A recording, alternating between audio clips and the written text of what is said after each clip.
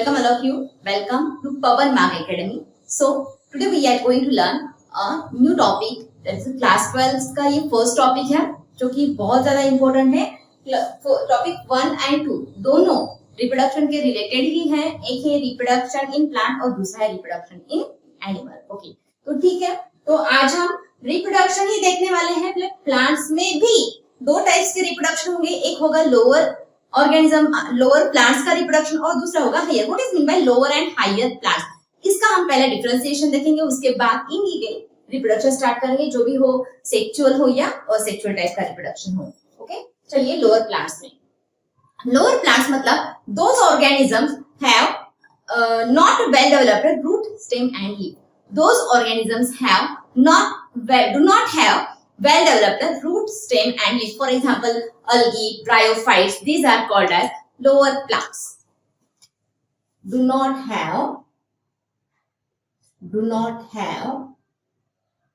well developed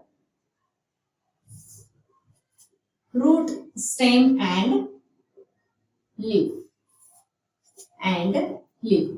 Plus flower भी नहीं होते हैं उनमें. तो जो ऑर्गेनिज्म जनरली फ्लावर्स प्रोड्यूस करते हैं वो सेक्सुअल रिप्रोडक्शन बहुत ही अच्छी तरह से दिखाते हैं. For example, angiospermic plant shows well developed sexual reproduction. They also shows asexual reproduction, but उससे भी ज्यादा वो बहुत ही अच्छी तरह से सेक्सुअल रिप्रोडक्शन शो करवाते हैं, क्योंकि प्लांट्स में जो भी फ्लावर्स होते हैं वो बहुत ही ज्यादा इंपॉर्टेंट पार्ट होते हैं सेक्सुअल रिप्रोडक्शन के लिए. क्योंकि फ्लावर है तो उनमें एंड्रोशियम होगा, गायनोशियम होगा. गायनोशियम एंड्रोशियम है तो चलिए उनमें क्या होगा, सेक्सुअल रिप्रोडक्शन आपको अच्छी तरह से दिखाई देगा. ठीक है. Okay, lower plants also show sexual reproduction. Lower plants भी सेक्सुअल रिप्रोडक्शन दिखाते हैं, बट चलिए सबसे अच्छी तरह से हम इस टॉपिक में जो सेक्सुअल रिप्रोडक्शन देखने वाले हैं वो एंजियोस्पर्मिक प्लांट का देखने वाले हैं. आपने क्लास 11th में देखा होगा कि चलिए जो भी डिविजन्स है, algae, bryophyte, pteridophyte, gymnosperm as well as angiosperm, ये जो 5 डिविजन्स है, 5 डिविजन्स में जनरली अलगी और ब्रायो को रूट, स्टेम और लीफ नॉट वेल डेवलप्ड है. उसके बाद जो टेरिडोफाइटिक प्लांट्स हैं वो फीदर लाइक दिखते हैं. ब्रायोफाइट्स को मोसेस बोला जाता है. देन जिम्नोस्पर्म जो होते हैं वो निडल लाइक कुछ लीफ का स्ट्रक्चर दिखाते हैं.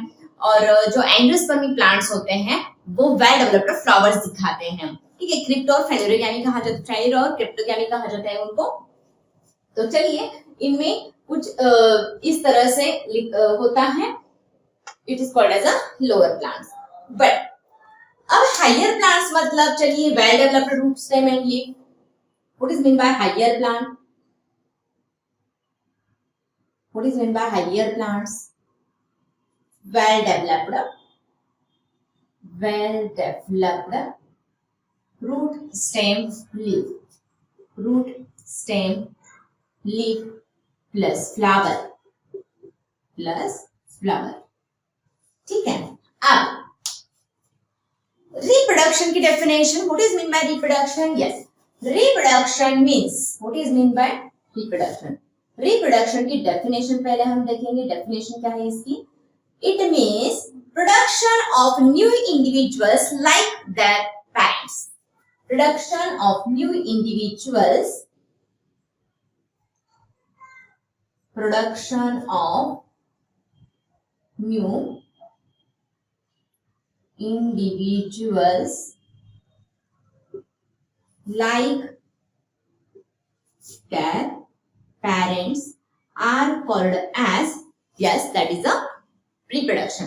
Okay, like their parents. Okay, like their parents मतलब 100% exactly similar नहीं, बट चलिए ओके, ह्यूमन के बच्चे ह्यूमन जैसे ही होंगे, डॉग का बच्चा डॉग जैसे ही होगा. 100% में नहीं बोल रही हूँ कि एग्जैक्टली वो जेनेटिकली सिमिलर है, बट दिखने में तो है ना. चलिए डॉग कैट तो प्रोड्यूस नहीं कर पा रहा है, नहीं करेगा. मैंगो प्लांट को एप्पल नहीं लगेंगे, एप्पल में जो भी पाइनएप्पल है वो नहीं लगेगा. मतलब यहाँ स्पेसिफिक प्लांट, स्पेसिफिक जो भी उनका फ्रूट है उसके जैसा ही प्रोड्यूस करेंगे, उनके पेरेंट जैसा ही प्रोड्यूस होगा, जो भी ऑफस्प्रिंग तैयार होगा, इंडिविजुअल्स होगा. ऑफस्प्रिंग नहीं बोल रही हूँ, बट इंडिविजुअल्स में मे बी क्लोन हो सकता है या मे बी वो ऑफस्प्रिंग हो सकता है. Clone word related to the asexual reproduction and offspring bird related to the sexual reproduction. Okay, this is the definition of reproduction. Next, in case of reproduction, in case of reproduction, there are two main types asexual as well as sexual. There are two types of reproduction: asexual reproduction and sexual reproduction. Asexual as well as sexual reproduction. Next, अब reproduction की जरूरत क्यों होती है सभी को पता है. चलिए, कंटिन्यूटी ऑफ लाइफ मेंटेन करने के लिए, to maintain the continuity of life, to maintain continuity of life. Life की कंटिन्यूटी अगर उनको मेंटेन करना है, चलिए कंटिन्यूटी ऑफ लाइफ मेंटेन करने का मतलब क्या है. ओके, चलिए सपोज हमारे घर में, चलिए मैं पैदा हुई. ओके, सपोज मैं या जो भी मेरे साथ मैरिज हुआ, मैरिज के बाद चलिए हम दोनों भी स्टराइल है, बच्चे नहीं पैदा हुए हैं, या कोई भी कपल जो भी स्टराइल है वो बच्चा नहीं पैदा कर पा रहा है, वो बच्चा नहीं पैदा कर रहा है, खानदान में वो एक ही अकेला कपल रह गया है. तो चलिए उस खानदान का जो भी नेक्स्ट लाइफ कंटिन्यू करने वाला बच्चा है वो ही पैदा नहीं हुआ, तो चलिए वो जनरेशन वहां ही खत्म हो जाएगी. ठीक है, मतलब रिप्रोडक्शन जो भी जिस भी वे से हो, रिप्रोडक्शन नहीं है तो लाइफ कंटिन्यू मेंटेन नहीं रहेगी, वो वहां ही स्टॉप हो जाएगी. ठीक है, तो लाइफ की कंटिन्यूटी मेंटेन करने के लिए हमें क्या रिक्वायर्ड है, रिप्रोडक्शन रिक्वायर्ड है. It is of two types, sexual as well as asexual reproduction. Asexual reproduction as well as sexual reproduction में हम मेनली डिफरेंस पहले देखेंगे, उसके बाद हम देखेंगे इन डिटेल उसका study. Okay, first, asexual reproduction में जनरली ओनली वन पेरेंट्स की इन्वॉल्वमेंट होती है. ओनली वन पेरेंट इन्वॉल्व होता है, और यहाँ टू पेरेंट्स इन्वॉल्व होते हैं. कितने? टू पेरेंट्स इन्वॉल्व होते हैं. नेक्स्ट, कोई भी मेल हो या फीमेल हो, बट एक तो पेरेंट चाहिए ही चाहिए असेक्सुअल रिप्रोडक्शन के लिए, या दोनों भी पेरेंट्स की रिक्वायरमेंट है. नेक्स्ट, असेक्सुअल रिप्रोडक्शन में नो फ्यूजन मतलब नो फर्टिलाइजेशन.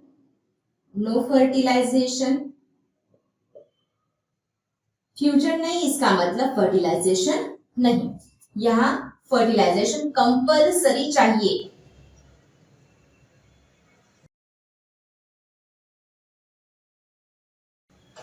फर्टिलाइजेशन कंपल्सरी है. अगर फ्यूजन है, इसका मतलब फ्यूजन नहीं है, तो ये जो भी प्रोजेनिस आगे जाके तैयार होंगी वो progenies exactly similar to their parents, exactly similar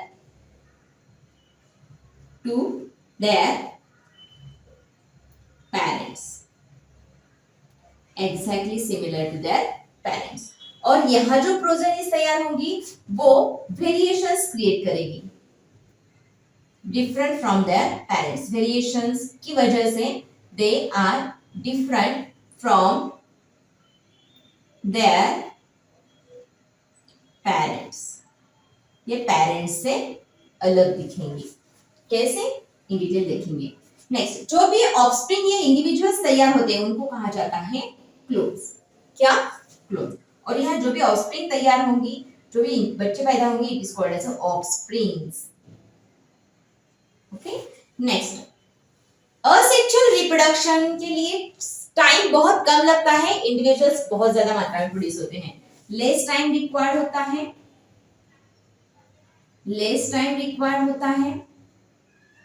और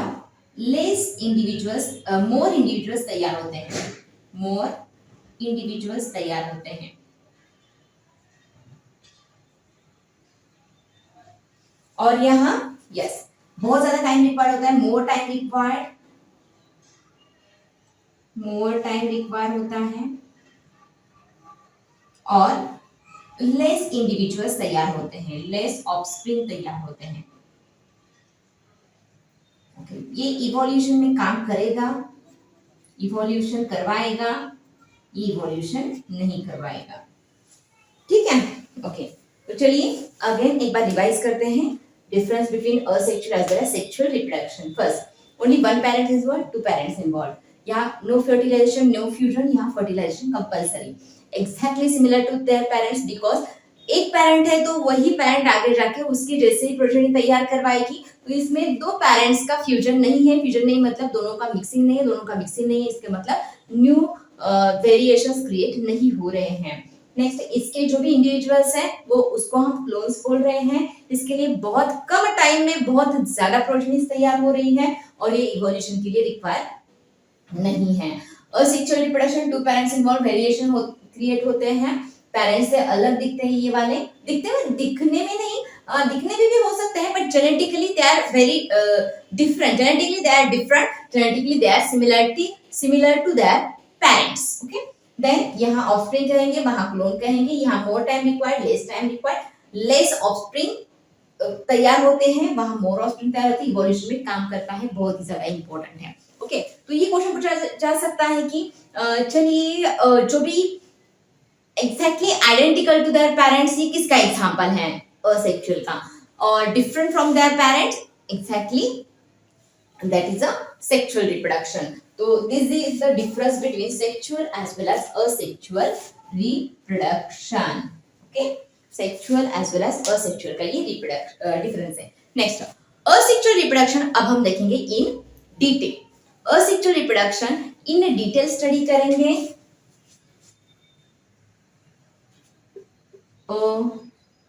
Asexual reproduction. ओके, मैंने इसका मीनिंग तो आपको बता ही दिया। सेक्सुअल रिप्रोडक्शन को अपोमिक्सिस भी कहा जाता है, it is also called as apomixis, और सेक्सुअल रिप्रोडक्शन को कहा जाता है एम्फीमिक्सिस।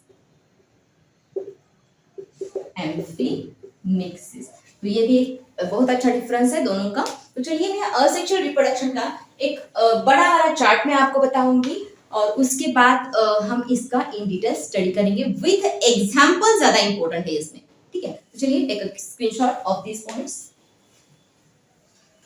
ठीक है, okay. First, asexual reproduction. Asexual reproduction,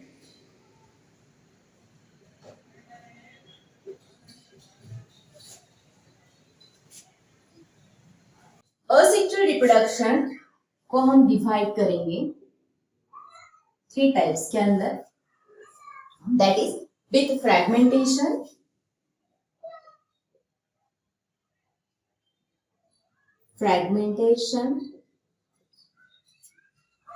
then budding and spore formation. Spore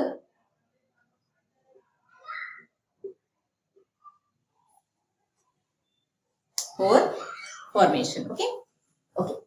तो इस spore formation is also called as sporulation.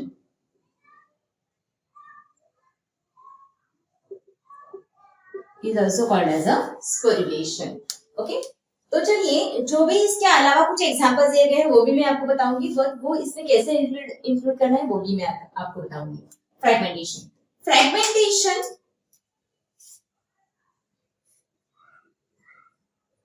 मतलब, चलिए एक एग्जांपल दें, स्पायरोगैरा। ओके, स्पायरोगैरा को आपने लिया, ये जो स्पायरोगैरा है उसका थोड़ा सा पार्ट कट कर लिया, और वो थोड़ा सा जो पार्ट है वो आप क्या कर रहे हो, वो पार्ट आप नहीं, नेचुरली वो दूसरी जगह पर जाके गिरता है, और वो पूरा का पूरा मदर प्लांट जैसा पूरा का पूरा बॉडी उसकी तैयार होती है, मदर प्लांट की जैसी। It is called as a fragment, मतलब उसका छोटा सा फ्रैगमेंट पूरा का पूरा पेरेंट प्लांट क्रिएट करवाता है। It is called as a fragmentation. Example spirogyra, इसका एग्जांपल क्या है, spirogyra. Spirogera is the best example of fragmentation. Okay, hope so दिख रहा है रेड कलर। नेक्स्ट, बर्डिंग में क्या होता है, बर्ड 2 टाइप्स के हो सकते हैं, एक तो इंटरनल बर्ड हो सकता है, दूसरा एक्सटर्नल बर्ड हो सकता है। that is a internal budding and external budding, internal और एक्सटर्नल। इंटरनल बडिंग में हम देखेंगे जेमियल फॉर्मेशन दैट इज स्पॉन्जेस। यहाँ कौन सा एग्जांपल, स्पॉन्जेस। और यहाँ देखेंगे हाइड्रा एनिमल्स में होता है। एक्सटर्नल बडिंग के अंदर हम ईस्ट देखेंगे। Yeast is commonly called as a Saccharomyces cerevisiae।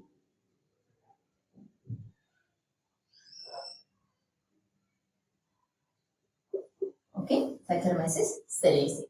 Sponges में क्या होता है, जेमिल के थ्रू, स्पॉन्जेस में जेमिल के थ्रू रिप्रोडक्शन होता है, वो भी बड़ी। तो in case of sponges there are needle like structure present inside the bone। और ये जो needle like आपको स्ट्रक्चर दिख रहा है, it is called as a gemule। it is called as a gemule। तो gemule is an example of internal body। it is a phylum, example of phylum Porifera। Next, east जो है, east को हम commonly Saccharomyces cerevisiae बोलते हैं। इसका जो name है वो Saccharomyces cerevisiae है। ईस्ट हम दो तरीके से यूज कर सकते हैं, एक तो आप बेकरी प्रोडक्ट्स के लिए यूज कर सकते हो या ब्रेवरी प्रोडक्ट्स के लिए यूज कर सकते हो, मतलब अल्कोहल प्रिपरेशन के लिए। उसको इस तरह से अगर डिवाइड किया जाए तो बोला जाता है बेकर्स ईस्ट या brewer's yeast. Baker's yeast and brewer's yeast.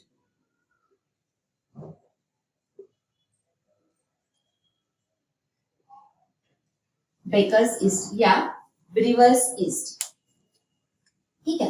Baker's yeast मतलब बेकरी प्रोडक्ट वाले, ब्रीवर्स मतलब जो अल्कोहल प्रिपरेशन करवाते हैं वो वाले, अल्कोहल प्रिपरेशन करवाने वाले ब्रीवर्स ईस्ट। मतलब ईस्ट दो तरीके से आप यूज कर सकते हो, बेकरी प्रोडक्ट के लिए और अल्कोहल प्रिपरेशन के लिए। Okay, is it clear?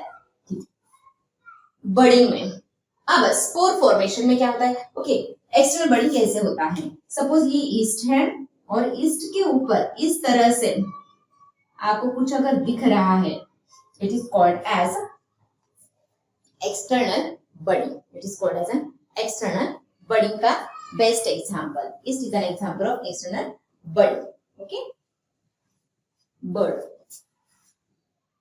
और ये मदर सेल, मतलब मदर ईस्ट सेल, ठीक है। ये हुए बर्ड। एक्सटर्नली प्रोड्यूस हो रहा है तो एक्सटर्नल बडिंग, इंटरनली प्रोड्यूस हो रहा है तो internal budding. Okay, spore formation is also called as sporulation and it is again divided into two types, that is internal spore formation and external spore formation, endogenous and exogenous। endogenous and exogenous। Okay, endogenous मतलब चलिए spore form हो रहे हैं but body के अंदर, endo अंदर, एक्सो मतलब उसके बॉडी के बाहर स्पोर्स तैयार हो रहे हैं, this called as exogenous type of bud formation, ठीक है। अब अंदर कौन स्पोर्स तैयार कर रहा है और बाहर जाके कौन स्पोर्स तैयार करवाएगा? Penicillin is the best example of, penicillin भी है, ठीक है, और क्लैमिडोमोनास भी है। तो क्लैमिडोमोनास ये हम एंडोजेनस में लिखेंगे,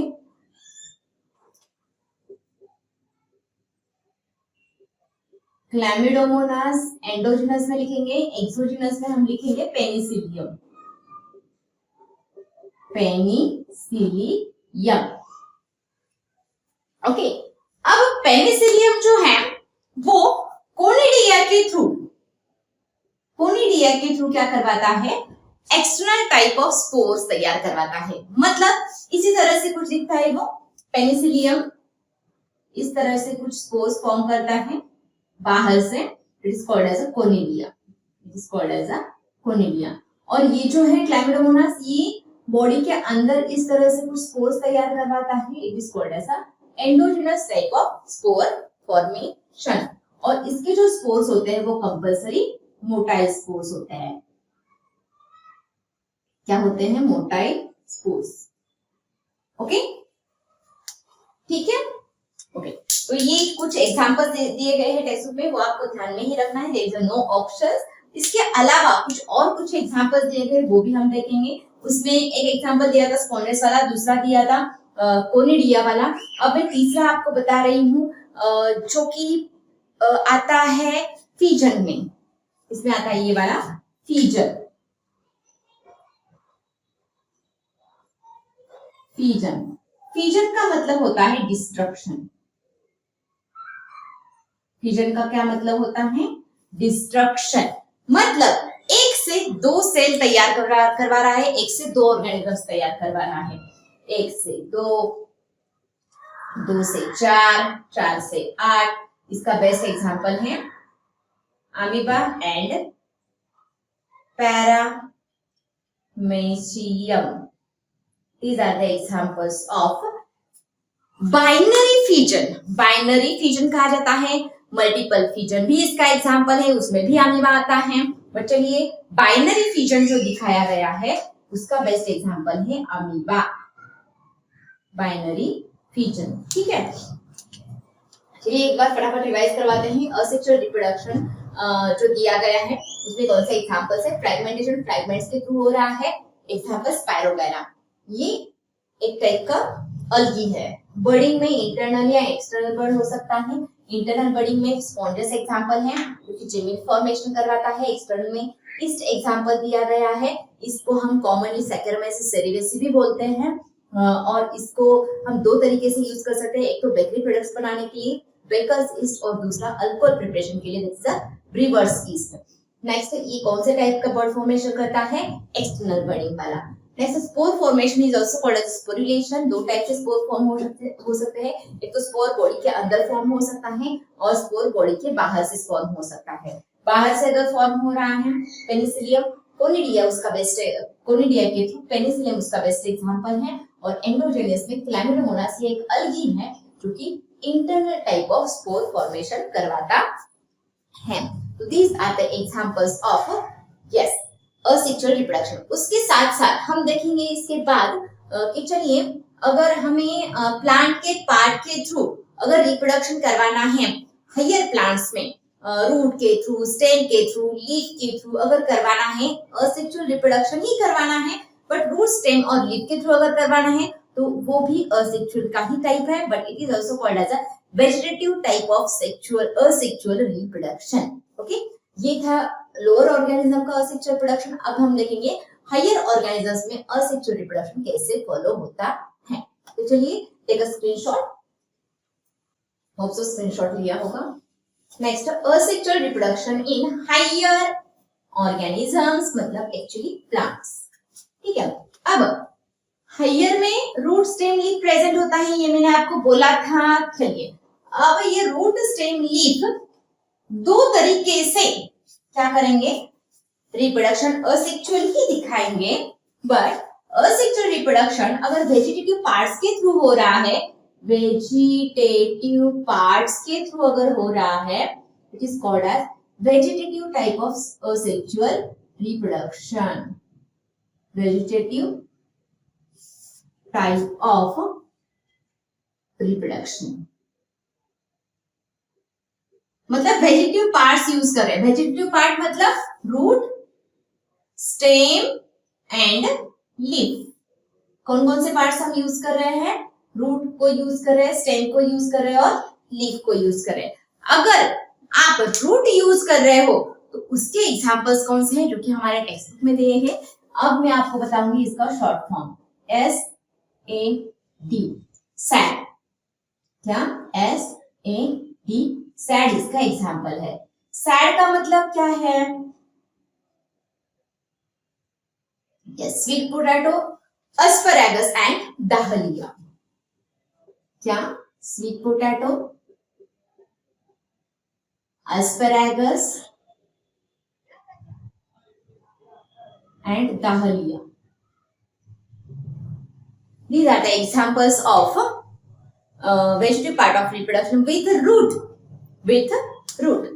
Then stem के थ्रू कौन रिप्रोडक्शन करवा रहा है? Yes, that is rose stem के थ्रू रिप्रोडक्शन करवाता है। अब लीफ के थ्रू कौन करवाता है? यस, ये तो एग्जामिनर का बहुत ज्यादा फेवरेट क्वेश्चन है। That is Bryophyllum, kalanchoe,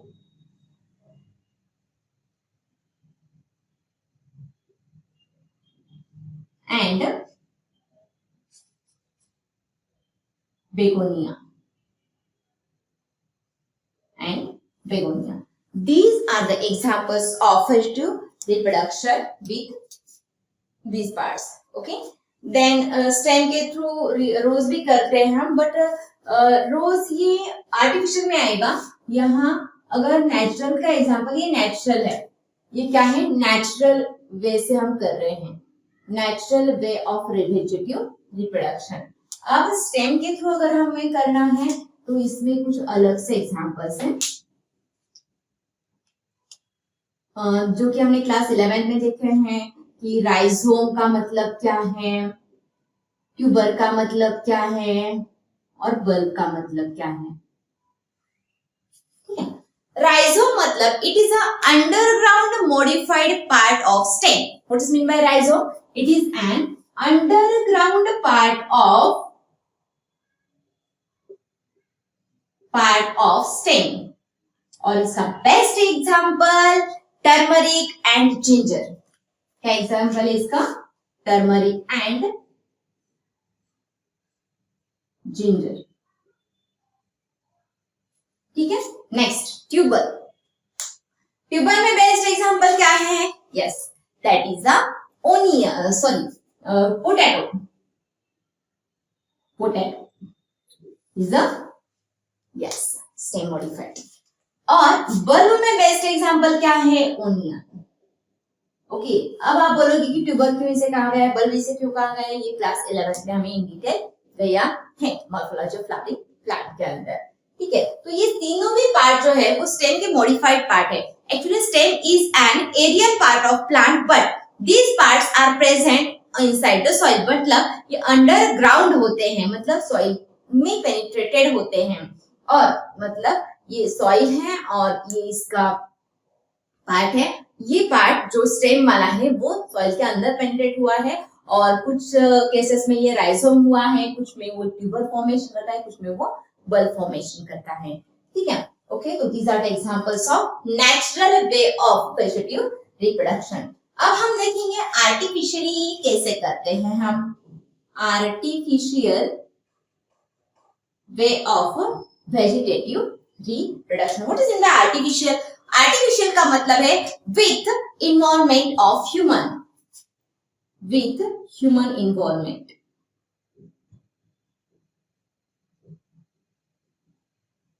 human की इन्वॉल्वमेंट के थ्रू ये करवा रहे हैं। तो इसमें 3 पार्ट्स मेनली दिए हैं। एक दिया है कटिंग, दूसरा दिया है ग्राफ्टिंग, और तीसरा दिया है tissue culture. Tissue culture, okay. Artificial का मतलब चलिए हम कर रहे हैं। आजकल आपने देखा है कि चलिए बहुत सारे प्लांट हम टिश्यू कल्चर के थ्रू तैयार करवा रहे हैं। इसका मेन सिग्निफिकेंस क्या है? तो चलिए अगर इस तरह से आप क्रिएट करवा रहे हो, प्लांट को जनरेट कर रहे हो, तो at a time number of plantlets आप तैयार कर सकते हो। बहुत कम समय में लाखों प्लांट्स आप तैयार कर सकते हो। देन आप इसका जो भी जेनेटिक मॉडिफिकेशन है वो आप करवा सकते हो। जो भी आपको कैरेक्टर्स नहीं चाहिए, लेस डिजायरेबल है, वो कैरेक्टर आप निकाल सकते हो। डिजायरेबल कैरेक्टर्स को आप ऐड कर सकते हो। ये हम कर सकते हैं, मतलब ह्यूमन की इन्वॉल्वमेंट उसमें है। It is called as an artificial way of vegetative reproduction. और यहाँ आप कंपल्सरी रूट, स्टेम और लीफ का ही पार्ट यूज कर रहे हो। रूट, स्टेम, लीफ में भी फ्लावर का भी पार्ट यूज कर सकते हो, but root, stem, leaf, flower जो भी पार्ट्स है वो आप यूज करके इसका रिप्रोडक्शन करवा रहे हो। अब कटिंग में क्या होता है? यस, कटिंग के अंदर आप रूट को कट करके लगा सकते हो, स्टेम को कट करके लगा सकते हो, या लीफ को कट करके भी उसको आप लगा सकते हो। और इन तीनों पार्ट के थ्रू अगर प्लांट एज इट इज पूरा का पूरा पैरेंट प्लांट जैसा अगर तैयार हो रहा है, रूट, स्टेम एंड लीफ, तो ये है artificial way of vegetative reproduction. ठीक है, इसके बेस्ट एग्जांपल है रूट कटिंग में ब्लैकबेरी एग्जांपल दिया गया है, ब्लैकबेरी।